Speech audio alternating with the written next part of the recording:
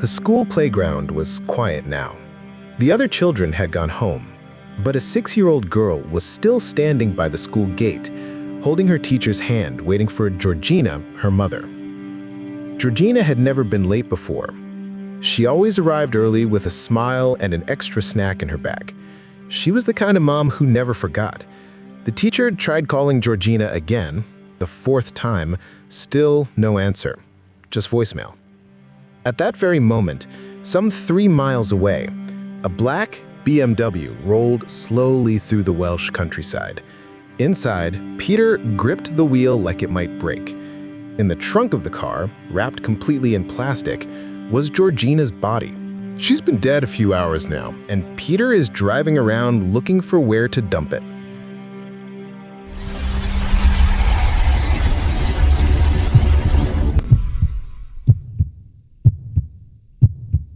So, who was this man, and how did the mother of the 6-year-old girl end up in the trunk of his car? His name was Peter David Morgan, a 54-year-old property tycoon. Peter Morgan was born into a respected Welsh farming family, hardworking, private, and grounded. By age 10, he was already driving tractors. Metalwork, woodwork, that was his world. He had no love for books or exams, but when it came to machines and money, he had a gift. In 1992, he married Helen. They had 2 daughters. Together, they built an empire, Moorspan, a business that manufactured poultry buildings. It grew fast. By the mid-2000s, they owned Beach Hill Farm, a luxurious estate, a castle, even a renovated windmill worth £400,000. They were multi-millionaires. They were well-respected. Some people whispered about Peter being a stylish sugar daddy. But that wasn't how his story began. And it's rarely how any story of downfall begins. We don't wake up one morning and decide to become the villain in someone else's life. Once upon a time, and yes, this really was like a fairy tale, at least in the beginning, Peter had been the model husband. The kind of man who brought his wife flowers on random Tuesdays, who never looked twice at other women, who believed that marriage vows actually meant something in a world where they seemed increasingly disposable.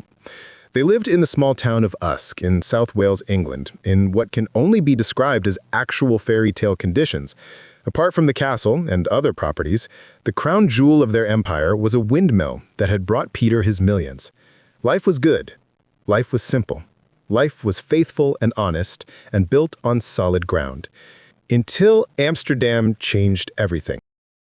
During what should have been a routine business trip to that city, Peter made what he swore to himself was a one-time mistake with a call girl.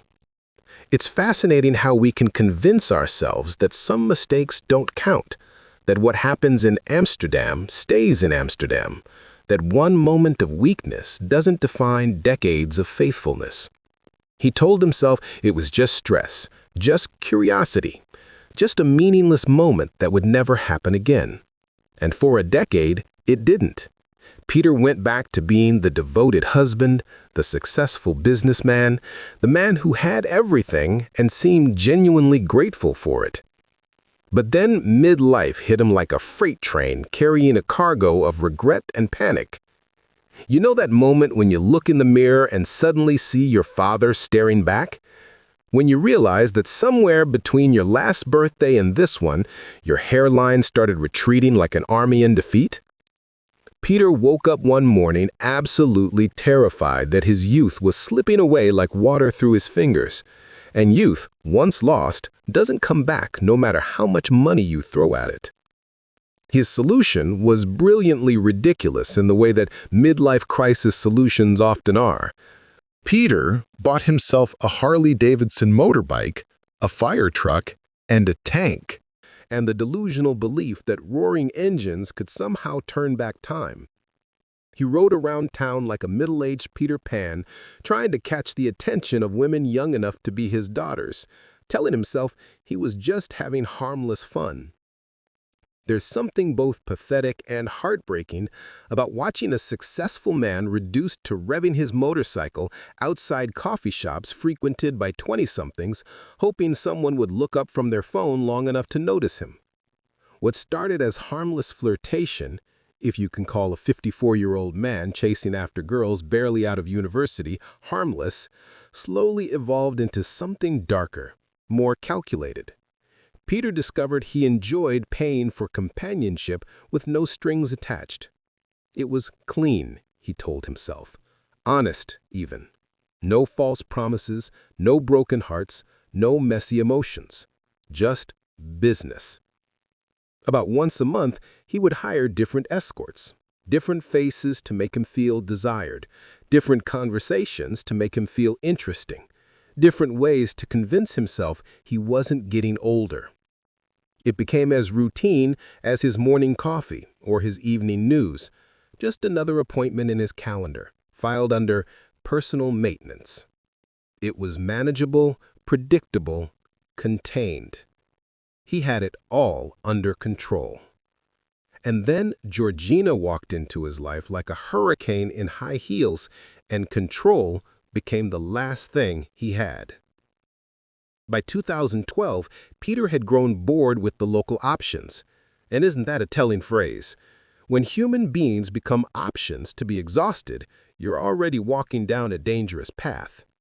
So he went online, scrolling through profiles with the detached efficiency of someone shopping for a new car, until one photograph stopped him cold.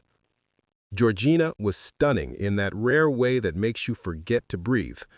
Early 20s with curves that defied physics and a smile that could sell ice to Eskimos. But it wasn't just her looks. She had this energy that seemed to leap off the screen and grab you by the collar. From their very first meeting, Peter was absolutely smitten. Not just attracted, any man with eyes would be attracted to Georgina, but genuinely enchanted. She made him feel like the man he used to be, or maybe the man he'd always dreamed of being, but never quite managed to become. Despite their age gap, and let's be honest, it was a canyon, not a gap, she seemed to genuinely enjoy his company. They clicked in ways that surprised them both. He could make her laugh, she made him feel alive. It was intoxicating in the most dangerous way possible. At first, it really was just another business arrangement. Money changed hands, time was spent, everyone went home satisfied. But human hearts are stubborn things, and they don't much care about the boundaries we try to set for them. Soon, Peter found himself growing attached in ways that scared and thrilled him in equal measure.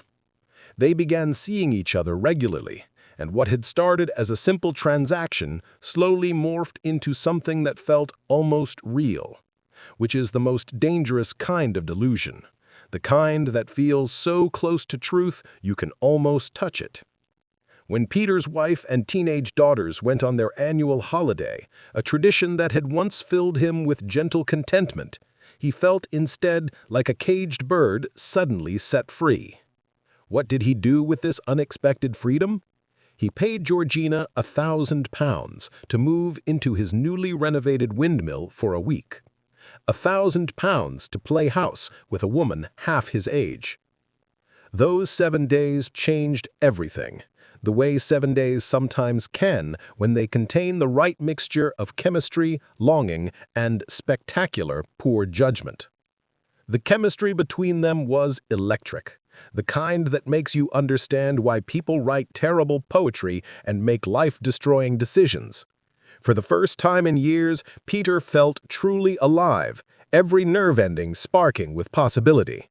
He felt like he was 25 again, like his body could do things it had forgotten how to do, like time itself had decided to run backward just for him. When his family returned and Georgina went back to her own place, Peter discovered he was completely, utterly, hopelessly hooked. It was like coming down from the greatest high of his life and realizing you'd do anything, to feel that way again. He started visiting her at home, even though she lived with her boyfriend, the father of her child. Did Peter care that he was intruding on another man's relationship, potentially destroying a family?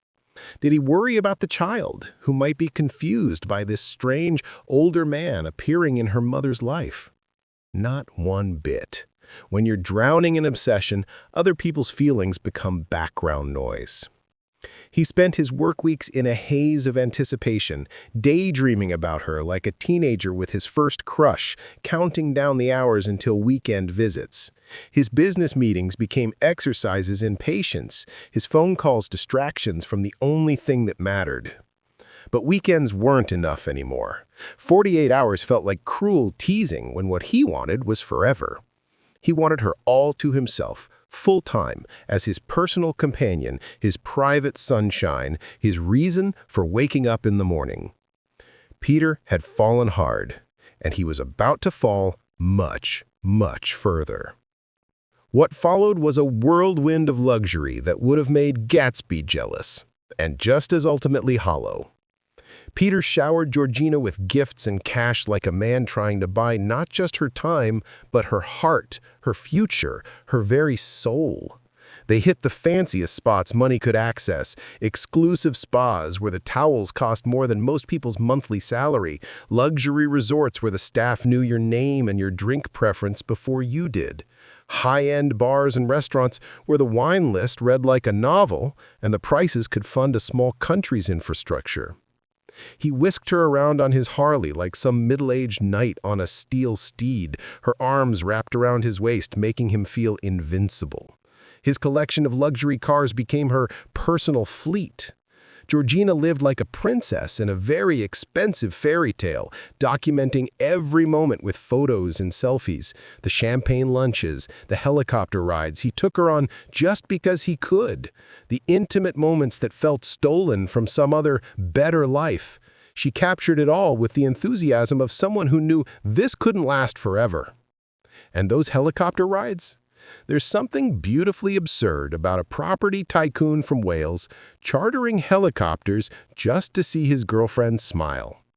Money makes so many impossible things possible, but it can't make temporary things permanent, no matter how much of it you spend. When Georgina mentioned feeling insecure about her stomach, because even goddesses have moments of doubt, Peter didn't hesitate. He paid for her liposuction without batting an eye, as casually as someone else might pay for a haircut. Her already stunning figure became an hourglass that could stop traffic and restart hearts, and Peter grew even more obsessed with every perfected curve. They were both living it up, having what seemed like the time of their lives. But underneath all the champagne and helicopter rides, something darker was brewing like a storm on the horizon. Because here's the thing about buying someone's time. You start to think you're buying them. And here's the thing about being bought. You start to feel like merchandise. Neither position is sustainable, and both lead to places nobody wants to go. He couldn't do much about her boyfriend Jeff, the father of her daughter, the man she actually loved, the one who represented everything Peter could never be: young, genuine, irreplaceable. But other men? Other clients who paid for what Peter desperately wanted to believe was his alone? He had a plan for that, and like most plans born from obsession and desperation, it was about to make everything infinitely worse. Determined to keep Georgina all to himself, because possessive men always think possession equals love, Peter made what he thought was a brilliant offer: £7,000 a month if she would stop seeing other clients as an escort. £7,000 monthly for exclusivity. To put that in perspective, that's more than many people make in 3 months, paid out like clockwork, just to ensure no other man could buy what Peter had convinced himself was love. To a woman working in that industry, it was an incredible deal. Steady money, no more strangers with unpredictable desires, no more uncertainty about where the next paycheck would come from. Georgina jumped at the offer. And really, who could blame her? It was more money than she made escorting, plus she got to drive his collection of luxury cars like they were her own personal toys, and enjoy a constant stream of gifts that most people only dream about. Life suddenly became sweet and easy in a way it had never been before. For a while, Peter was content. He had his beautiful companion who made him feel like the most important man in the world. She had her financial security wrapped up in designer clothing and expensive dinners, and everyone seemed happy. But happiness built on delusion is just delayed disappointment. There was still one problem that ate at Peter every single day, gnawing at his peace of mind like a persistent headache. Georgina's boyfriend, Jeff. Real name, real relationship, real love. All the things Peter's arrangement with Georgina wasn't, no matter how much money he spent trying to make it feel authentic. Peter was consumed with jealousy over Jeff in a way that was both pathetic and dangerous. He hated that Georgina always went back to Jeff at the end of their expensive dates. He hated knowing that she was genuinely, deeply, completely in love with this young man who couldn't give her helicopter rides, but could give her something infinitely more valuable, actual feelings that weren't purchased by the hour. Deep down, in the parts of his heart he didn't like to examine, like looking at a wound that's getting infected, Peter knew he was just an ATM machine to Georgina. A very generous, very available, very convenient ATM that took her to nice restaurants and made her feel beautiful, but an ATM nonetheless. He knew she planned to eventually settle down with Jeff once she'd saved enough money from their arrangement. He knew their relationship had an expiration date stamped on it in invisible ink. He knew, in the way that people know things they refuse to acknowledge, that what they had wasn't real love, but a very expensive performance of it.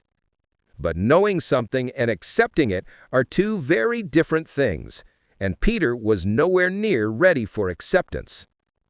The jealousy ate at him like acid, corroding his peace of mind, turning every moment away from Georgina into torture. So he devised another plan, a bigger plan, a plan that would change everything and set them all on a path toward tragedy.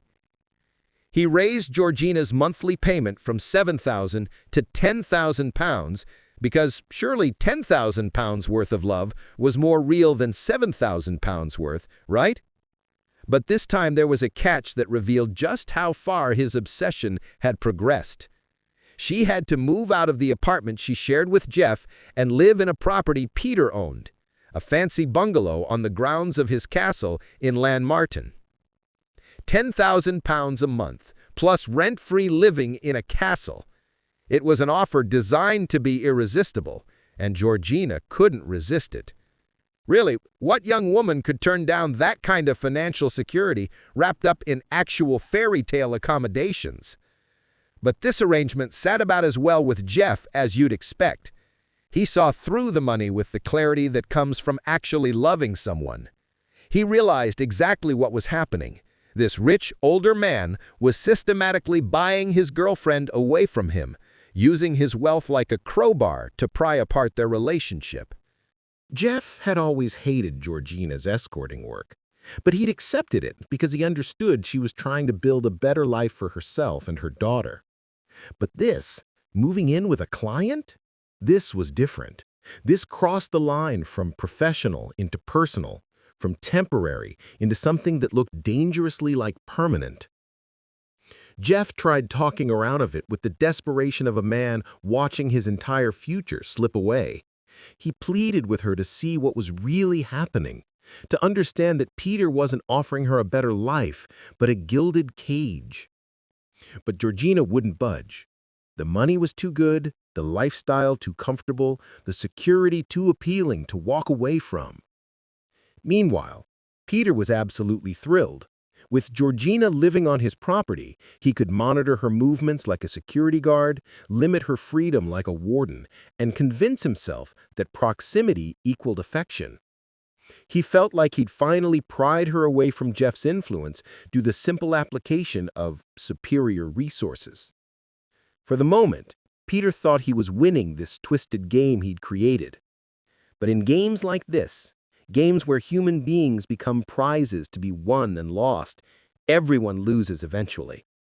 The house always wins, and the house, in this case, was built on obsession, delusion, and the dangerous belief that love can be purchased if you're just willing to pay the right price. And sometimes the final cost is higher than anyone could possibly imagine.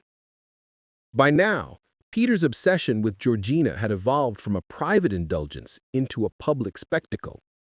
He paraded her around like a trophy wife he'd never actually married, showing her off at restaurants and events with the pride of a man who thinks expensive things automatically make him more valuable. It didn't take long for his actual wife, let's call her Sarah, to catch wind of his very obvious midlife meltdown. Sarah wasn't just Peter's wife of 20-something years. She was his business partner, the woman who'd helped him build their £20 million empire from the ground up.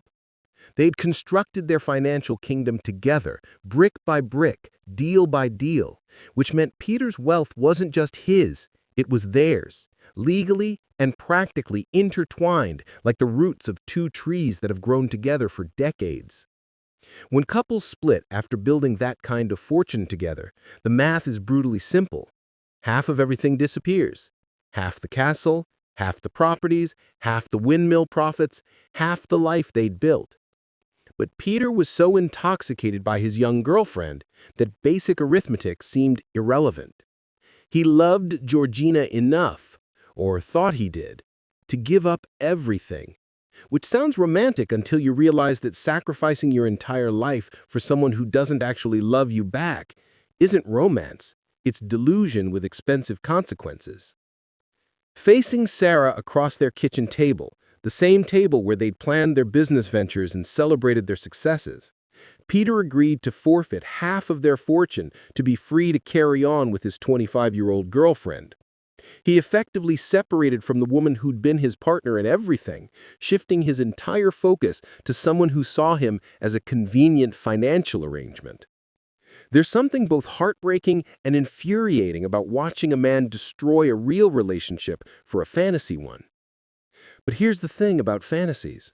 They only work as long as everyone agrees to keep pretending. And Georgina was getting tired of the performance. She was in the prime of her youth, almost 30 years younger than Peter, with her whole life stretching ahead of her like an unwritten book. She had a serious, genuine relationship with Jeff, the kind built on actual feelings rather than financial transactions. She was never going to leave a young man she truly loved for a 54-year-old with a receding hairline and a growing gut, no matter how many helicopter rides he offered. But she was hooked on Peter's money like an addict is hooked on their substance of choice. As long as she was with him, she never wanted for anything. Designer clothes appeared in her closet like magic, expensive dinners materialized at her whim, luxury cars sat in the driveway waiting for her mood to change. He catered to every her desire with the desperation of a man trying to purchase affection by the pound. Despite living in Peter's bungalow, Georgina still made time to visit Jeff. These visits were a huge point of conflict because Peter saw them as betrayal rather than what they actually were.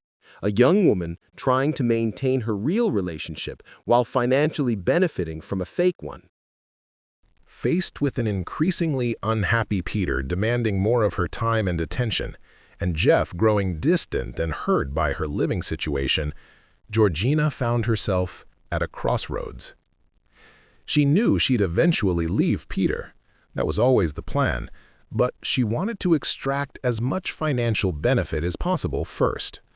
So she decided to give Peter false hope, to dangle the possibility of a real future together like a carrot in front of a donkey. If she could make him believe they had genuine potential as a couple, maybe he'd make even greater financial sacrifices. Maybe she could walk away with enough money to start over completely. To set this plan in motion, she made a decision that would haunt her forever. She temporarily broke up with Jeff. But life has a way of punishing our manipulations, and Georgina's plan backfired spectacularly. Jeff didn't see her breakup as a temporary strategic move. He saw it as confirmation of his worst fears, that she had chosen money over love, luxury over authenticity, an old man's bank account over their shared future. The woman he'd planned to build a life with had picked someone else, and that someone else could offer her everything Jeff never could. Devastated doesn't begin to cover what Jeff felt. It was deeper than heartbreak, more destructive than disappointment. It was the kind of soul-crushing realization that makes you question everything you thought you knew about love, about loyalty, about the person you'd given your heart to. Jeff fell into a depression so deep it swallowed him whole. And in that darkness, he made a decision that would destroy more lives than just his own. He took his own life by hanging, leaving behind nothing but questions that would never be answered and guilt that would never be resolved. When Georgina found out, her world imploded. The future she'd been working toward, the plan to eventually return to Jeff with enough money to build something beautiful together, died with him. All her strategic thinking, all her careful manipulation, all her belief that she could play both sides without consequences, crumbled into ash. Georgina was strong-willed and free-spirited by nature, but she also had a remarkable talent for dodging responsibility when it became uncomfortable. It's easier to blame circumstances than choices, easier to point fingers than look in mirrors. Deep down, in the part of her heart that whispered truths she didn't want to hear, Georgina knew her manipulation had contributed to Jeff's despair. She knew that her decision to break up with him, even temporarily, had been the final straw that broke his spirit. She knew, whether she admitted it or not, that her choices had consequences that reached far beyond her own life. But conscious knowledge and conscious acceptance are different countries entirely, and Georgina wasn't ready to emigrate. Instead, she performed a mental gymnastics routine that would have impressed Olympic judges. She shifted all the blame to Peter. In her mind, it wasn't her manipulation that had driven Jeff to suicide. It was Peter's insane jealousy and his insistence that she move away from Jeff that had caused the tragedy. So Peter became responsible for Jeff's death, and she hated him for it with a fury that burned hotter than the sun. She was drowning in grief and guilt, but it was easier to aim that pain at Peter than to examine her own role in the disaster. Georgina's only outlet for her rage became Peter himself. To make herself feel better, she decided to make him suffer as much as she was suffering, which is how grief often works when it has nowhere else to go. It finds a target and attacks with the blind fury of a wounded animal. Day after day, she screamed at him with a voice raw from crying. She threw tantrums that would have made toddlers proud, hurling insults and accusations like grenades designed to cause maximum damage. She was cruel in ways that only someone who knows you intimately can be cruel, using his insecurities and fears as weapons against him. She called him names that hit exactly where they were meant to hit, made impossible demands just to watch him scramble to fulfill them, and generally treated him like a combination of servant and punching bag. And Peter, desperate to please her and convinced that her anger meant she still cared enough to feel something, did everything she asked. He absorbed her abuse like a sponge absorbs water, always hoping that the next gesture of generosity might be the one that brought back her smile. But instead of easing her pain, his submission only made things worse. Every time he bent to her will, she despised him a little more. Every gift he gave her felt like blood money. Every kind word he spoke sounded like mockery in her ears. While she was still reeling from Jeff's death, another crushing blow landed like a second earthquake, hitting ground already cracked by the first. Her father died. If she'd been on the brink before, this pushed her over the edge and into freefall. Georgina spiraled out of control with the spectacular self-destructiveness of someone who has nothing left to lose. She turned to alcohol like it was medicine, then graduated to harder substances that promised to numb pain that felt bigger than her entire body could contain. She was full of hate now, for Peter, for the castle that felt like a prison, for Wales itself, which had become the setting of her personal tragedy. She just wanted to escape, to run far enough and fast enough that the memories couldn't follow her. Determined to start fresh somewhere new, Georgina decided to move to London. that eternal refuge of people trying to reinvent themselves or disappear entirely. But for that kind of fresh start, she needed serious money. Not just comfort money or luxury money, but enough cash to build an entirely new life from scratch. So she began to plot how to take Peter for everything he had, planning to inflict maximum financial and emotional pain before disappearing from his life forever. Georgina had been more strategic than Peter realized during their time together. She'd carefully documented their relationship with compromising photographs, intimate moments captured with the calculating eye of someone who understood that information is power. Pictures of them in bed, on vacation, in situations that would be deeply embarrassing if they found their way to the wrong people. She had ammunition, and she wasn't afraid to use it. She threatened to send these photos to his wife Sarah and his teenage daughters unless he signed over the deed to the bungalow where she lived and continued paying her £10,000 a month even after she moved to London. But she didn't stop there, because she'd also been paying attention to his business dealings. She had dirt on his shady business practices, properties developed without proper permits, buildings that didn't meet safety codes, the kind of corner cutting that successful developers sometimes engage in when profit margins matter more than rules. She threatened to report all of this to the authorities if she resisted her demands, essentially holding both his personal reputation and his business empire hostage. While throwing these ultimatums in his face with the cold efficiency of a professional negotiator, Georgina continued seeing other men and living exactly as she pleased. She'd moved beyond caring what he thought or felt about her behavior. What scared Peter wasn't the potential damage to his reputation or his business, or even the possibility of legal penalties that could cost him millions. What terrified him, what kept him awake at night staring at the ceiling like it held answers he couldn't find, was the prospect of losing control over Georgina entirely. During this period, her substance abuse worried him more than her threats. In his twisted logic, he thought that if he could somehow get her clean and sober, he might be able to gain some influence over her, might be able to win back some version of the woman he'd fallen in love with. Which led him to develop a plan so bizarre it could only have been conceived by someone whose grip on reality had become dangerously loose. His latest scheme involved spiking her drink with antifreeze, not to kill her, but to make her sick enough to require hospitalization. Then he reasoned, with the logic of a man who'd lost all perspective, he could convince everyone she needed professional help and get her into rehab. In his mind, once she was clean and sober, gratitude would replace hatred and she'd realize how much he truly cared for her. It was the plan of someone who'd confused control with love, who thought that manipulating someone into needing you was the same as earning their affection. Fortunately, or perhaps unfortunately given what was to come, he never got the chance to implement this particular delusion. Georgina had become expert at avoiding him, treating their shared living arrangement like a strategic game of hide-and-seek. She knew his patterns, his routines, his moods, and she navigated around them like a ship avoiding dangerous waters.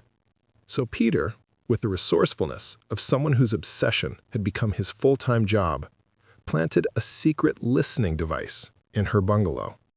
He listened to her private conversations, obsessively, compulsively, addictively. Up to 250 times a day, he would tune into the soundtrack of her life, abandoning his business responsibilities and everything else that had once mattered to him. Georgina had become his entire world, and eavesdropping on her had become his only way to feel connected to that world. It's hard to imagine anything more pathetic than a successful businessman sitting in his castle, headphones on, listening desperately to the private conversations of a woman who wanted nothing to do with him. But obsession makes people do pathetic things, and Peter was far beyond caring how his behavior looked to the outside world. Then one day he overheard something that sent him into a complete panic. Georgina was talking about a new boyfriend. Let's call him Tommy. And she wasn't just talking about romance.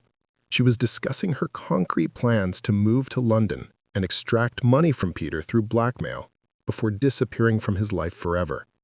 Hearing your worst fears confirmed in your own surveillance equipment is a special kind of torture.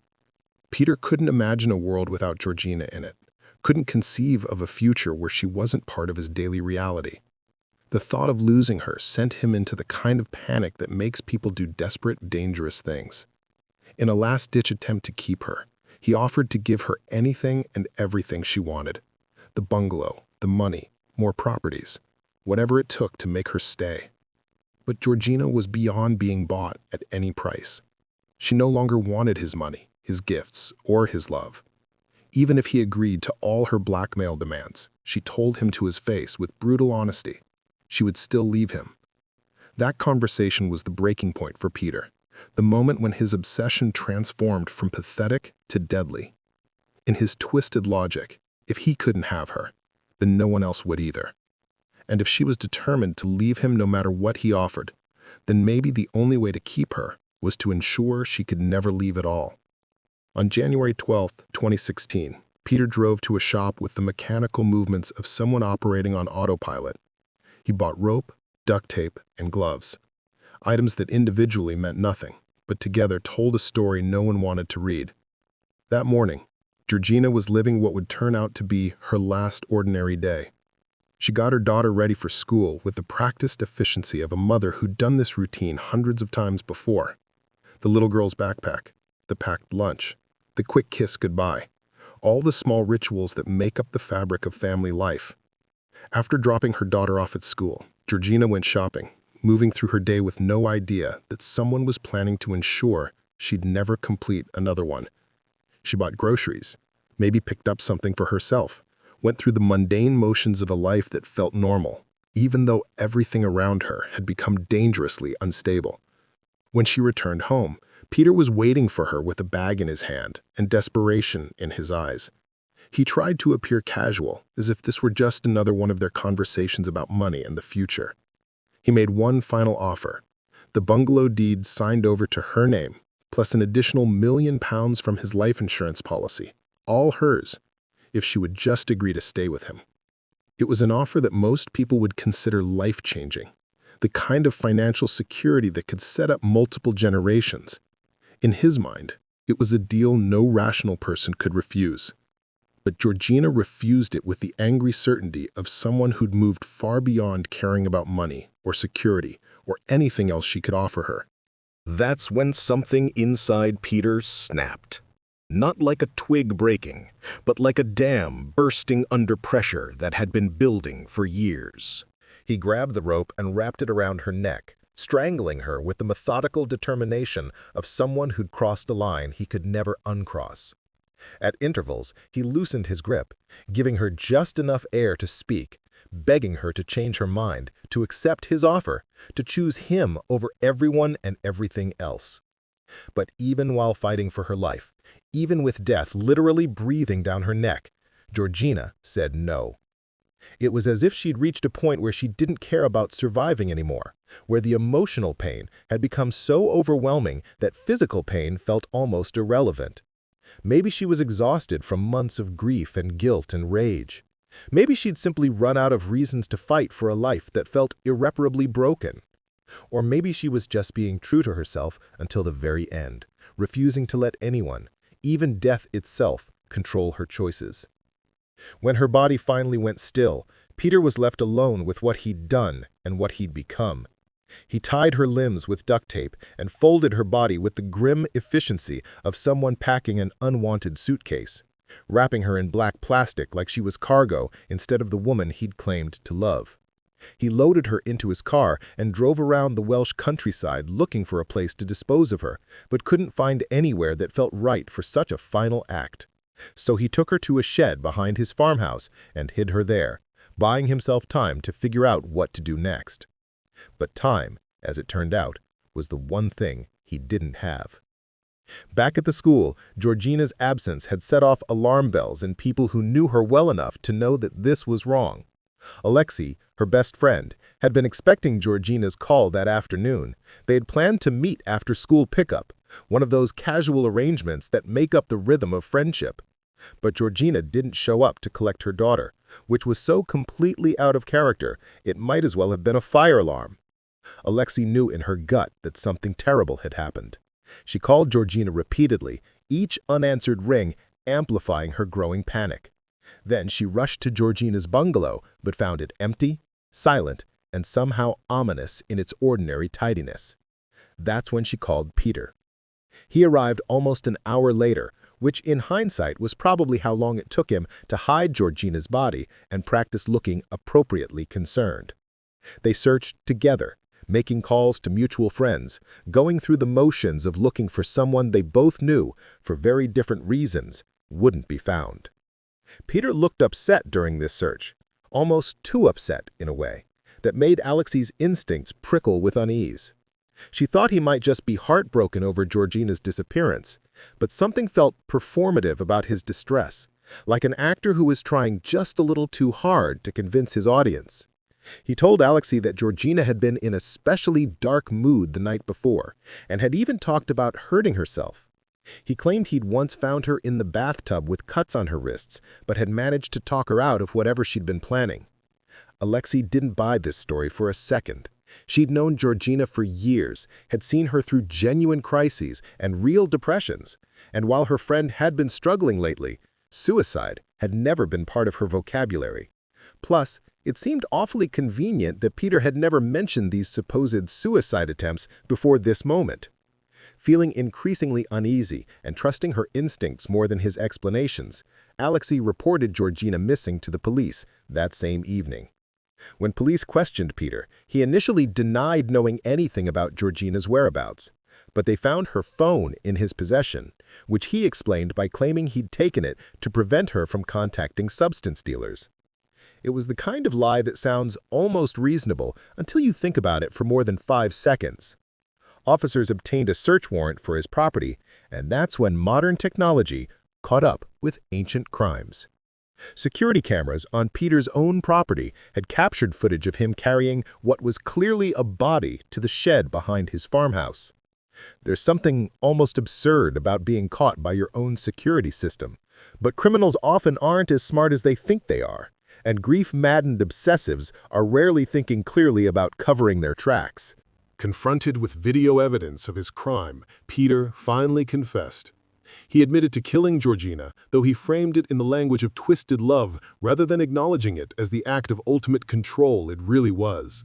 He said he'd done it because he loved her too much to let her go, which is perhaps the most chilling misunderstanding of love ever uttered by someone who just committed murder. Peter was charged with first-degree murder and faced trial at Newport Crown Court. Prosecutors argued that he'd killed Georgina to prevent her from blackmailing him and destroying his reputation, which was probably closer to the truth than his claims of love-driven madness. His defense tried to argue diminished responsibility due to Asperger's syndrome, but the court rejected this plea. Mental health challenges don't excuse murder. An obsession, even when it reaches the level of complete delusion, doesn't justify taking another person's life. On December 21, 2016, he was sentenced to life in prison with a minimum of 25 years to serve.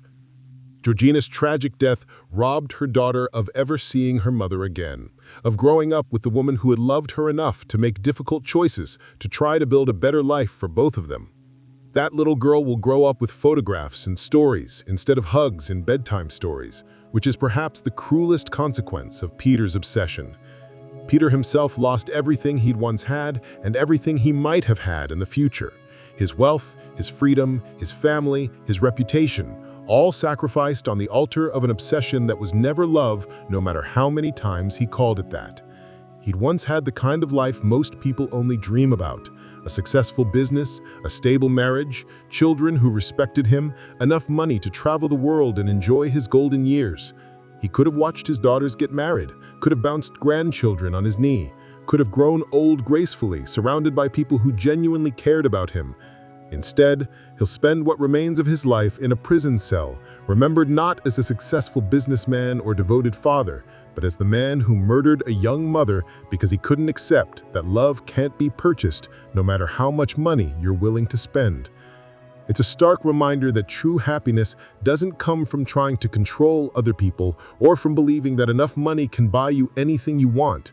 It comes from finding peace within yourself, from accepting that some things, like genuine love, like other people's choices, like the natural progression of time, are beyond your control no matter how wealthy or powerful you are. And perhaps most importantly, it's a reminder that obsession is not love, possession is not affection, and the moment you start trying to own another human being, you've already lost everything that actually matters. The castle still stands in Wales, but it's empty now except for echoes and regrets. And somewhere, a little girl is growing up without her mother, learning to navigate a world that became infinitely more complicated the day a man decided his feelings mattered more than someone else's life. That might be the saddest part of this entire tragedy, that in the end, everyone lost everything and no one got what they actually wanted. Thank you for watching and staying till the end. Every story we tell is a piece of someone's truth, and your support helps keep their voice alive. If you felt something today, don't just move on. Hit like, subscribe, and turn on the bell so together we can keep shining light into the darkest corners of the human mind.